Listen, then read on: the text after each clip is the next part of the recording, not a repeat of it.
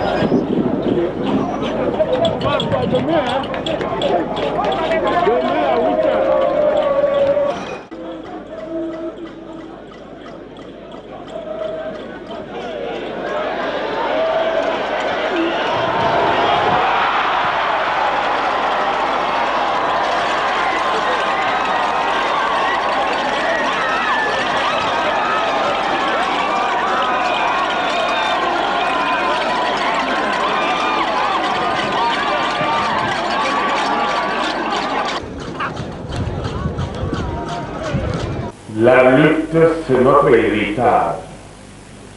La lutte, c'est notre propriété. Les traditions que nous ont léguées nos aïeux, il n'appartient pas à nous de les faire disparaître. Vous êtes mes enfants et je dois vous dire la vérité. Même si vous n'étiez pas mes enfants, quand on aime quelqu'un, un ami, on lui dit la vérité.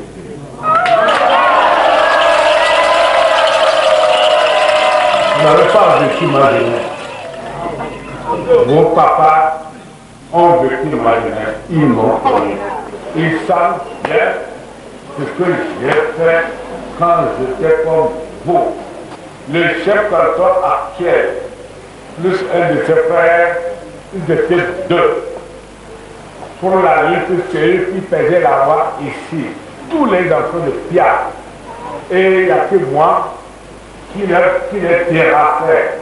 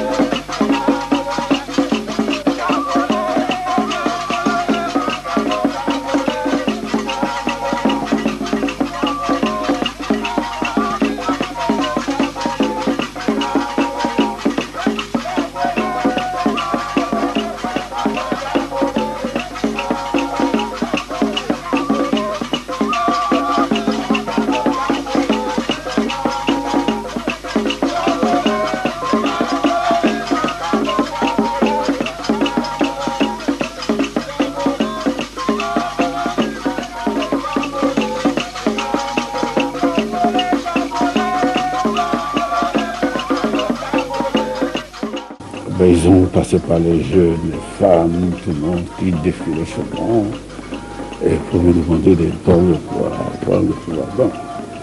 Après, je n'avais pas de choix. Ou bien j'acceptais, je restais au Togo, ou bien je refusais et je fuyais le pays. Voilà, c'était entre accepter, rester au Togo ou l'exil.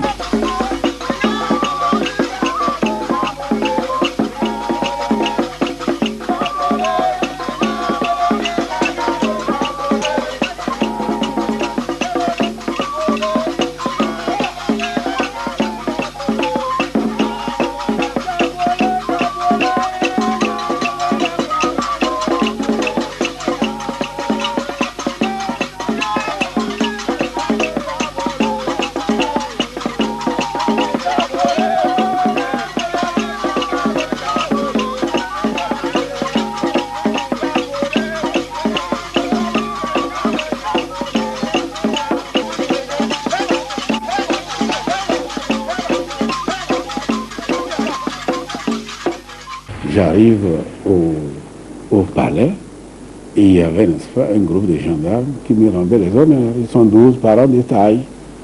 Le dernier, n'est-ce pas, était plus petit que les autres, parce que dans l'armée, les grands devant, les petits derrière.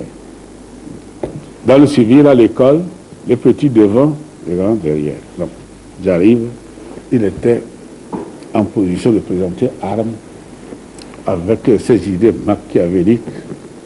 Et je les ai passés en revue. Lorsque j'ai pivoté le pied gauche sur le pied droit sur le pied gauche pour partir, à quoi mettre, en position de présenter armes, il avait 4 cartouches dans le magasin de son arme et une logée dans le canon. Et il a baissé, dès que je l'ai tourné de dos, donc c'est le dernier, il a baissé l'arme, il a tiré. La balle a déchiré, j'avais ce carnet là. Cette position, la balle a déchiré, a rentré par là, ça broyait le bras, et rentré par-ci avant d'arracher le bloc note. J'étais à 5 mètres devant moi avant de détruire un mur en béton. Regardez, ce que vous voyez, c'est mon sang. Il était un président de l'armée coloniale, il a quitté sa paix pour mourir pour les autres. Il fallait des bras pour tenir les fusils. L'État était dit pour Nyasingbe Adema. Il était un président de l'armée coloniale. Il a quitté sa paix pour mourir pour les autres. Il fallait des bras pour tenir les fusils. L'État était dit pour Nyasingbe Adema. Il était un président de l'armée coloniale. Il a quitté sa paix pour mourir pour les autres. Il fallait des bras pour tenir les fusils. L'État était dit pour Nyasingbe Adema. Je suis très ému de tout ce que j'ai vu depuis l'entrée de Lomé jusqu'à présent.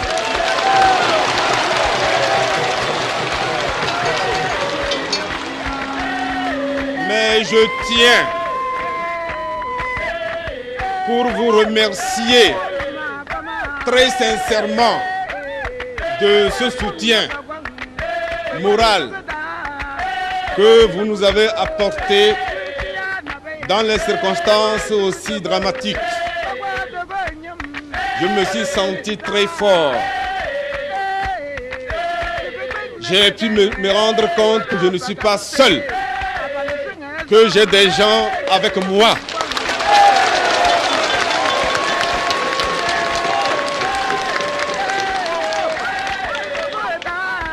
Dès l'accident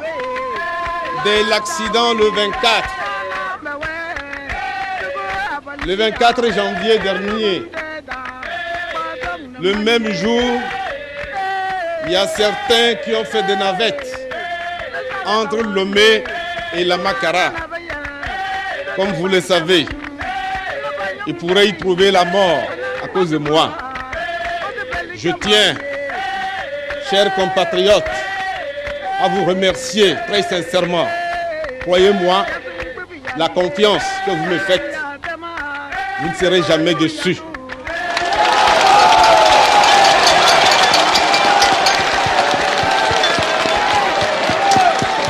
Général Yadema, Et dans cette affaire, vous savez, c'était à la veille, quand j'ai eu l'occasion de vous accueillir au camp de Hérité. Et je vous parlais, n'est-ce pas, du destin.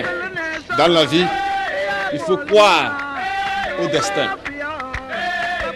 Mais ce que j'ai regretté, nos compatriotes, je n'ai pas du tout regretté mon sort. Je savais ce qui devait m'arriver. Mais j'ai regretté beaucoup la perte de nos compatriotes qui sont morts pour la patrie. Nous allons prier pour le repos de leur âme. Je dis que je n'ai pas regretté du tout ce qui devait m'arriver sur le champ de bataille. Quand on va à la recherche de l'ennemi, tout un bataillon, il y a les éclaireurs de pointe qui sont sacrifiés à la mort. Moi, je suis éclaireur pour le Togo. Je suis prêt à mourir pour le Togo.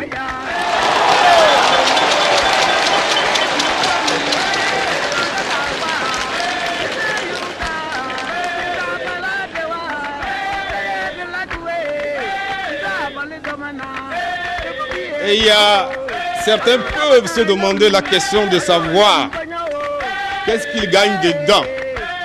Comme d'ailleurs ma mère. Ma mère, il y a 7 ans, quand j'ai échappé le premier attentat, elle a tout fait pour me convaincre à abandonner le pouvoir. J'ai dit non. Elle a envoyé des gens à enquêter, mes frères, pour voir qu'est-ce que je bouffe dedans. Ils ont plusieurs fois mangé la pâte avec les feuilles de gombo, avec moi à table. Et après, ils me disent, mais comment? C'est à cause de cela? Mais ce que tu manges, c'est la même chose que nous mangeons chez nous. C'est à cause de cela que tu ne veux pas abandonner le pouvoir. Je ne fais que rire. Militantes et militants, je vais vous le dire aujourd'hui. Nous ne gagnons absolument rien dedans. J'aime trop le Togo et les Togolais.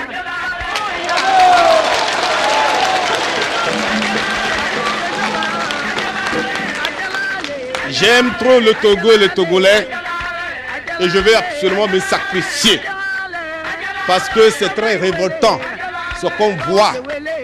Le Togo, depuis 1967, lorsque vous nous avez fait confiance à la tête de ce pays, il y avait 2 problèmes. Le problème économique et le problème politique. Et nous avons dit qu'il fallait commencer par le problème politique. Ainsi, ensemble avec vous, nous avons réconcilié ce pays en libérant les détenus politiques, en lançant l'appel à tous les exilés de regagner leur pays. Et aujourd'hui, à l'heure où je vous parle, je pense que le problème politique est réglé car nous n'avons aucun détenu politique dans nos prisons 7 ans de pouvoir.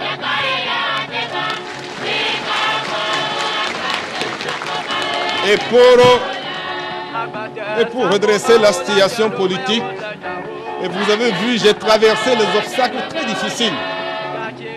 Et à un moment donné, j'étais un peu tenté de me demander s'il ne fallait pas peut-être démissionner. J'ai dit non, l'homme ne meurt pas 2 fois.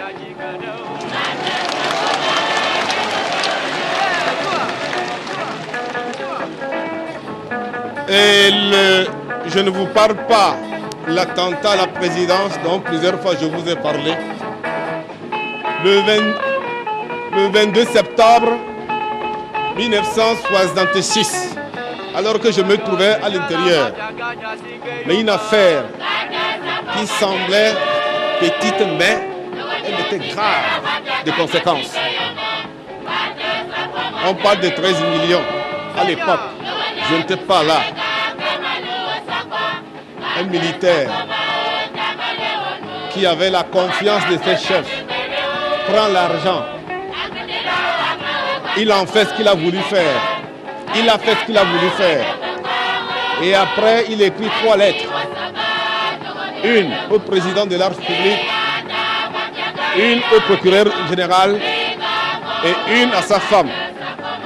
En disant dans ces lettres, l'argent que j'ai pris pour ce mois, qui devait servir la paye d'un militaire, se trouve dans les mains du lieutenant-colonel Eyadema et du commandant James Assila. Quand il a fini d'écrire ces lettres, les marabouts l'ont conduit à la plage pour l'assommer et jeter dans la mer. Et effectivement, ils l'ont jeté dans la mer avec des coups de coupe, croyant qu'il était mort. Comme Dieu est là pour des innocents, il a été vivement projeté sur les dunes de sable par les vagues de la mer. Et avec le temps, on a vu la vérité. On a porté la lumière sur cette affaire. Sinon, certains parmi vous croiraient peut-être ou bien auraient un peu de doute sur notre honnêteté. Militantes et militants, je vais vous dire ceci. On peut peut-être m'accuser de tout, mais dire que je vole le peuple. Mais en tout cas, Dieu sera mon témoin.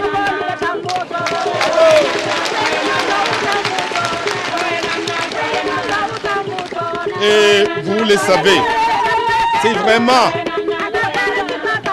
vous ne me contrôlez pas, militantes et militants. Je suis au-dessus de vous. Vous me faites confiance. Mais comme souvent on le dit, la confiance n'a jamais exclu le contrôle. C'est pourquoi dans mes prières quotidiennes, très tôt, depuis 1967, je me suis posé la question de savoir comment faire pour que vous me croyez que sincèrement, ce que je fais, je le fais dans l'intérêt supérieur de la nation. Et je me suis mis tous les jours, dans mes prières quotidiennes, à demander à Dieu qu'il est le seul arbitre. Tout ce que je fais, si je le fais pour l'intérêt du peuple, qu'il me laisse continuer mon œuvre. Mais si ce que je fais, si c'est pour tromper le peuple, si c'est pour trahir le peuple qui m'a fait confiance, il faut qu'il me barre le chemin.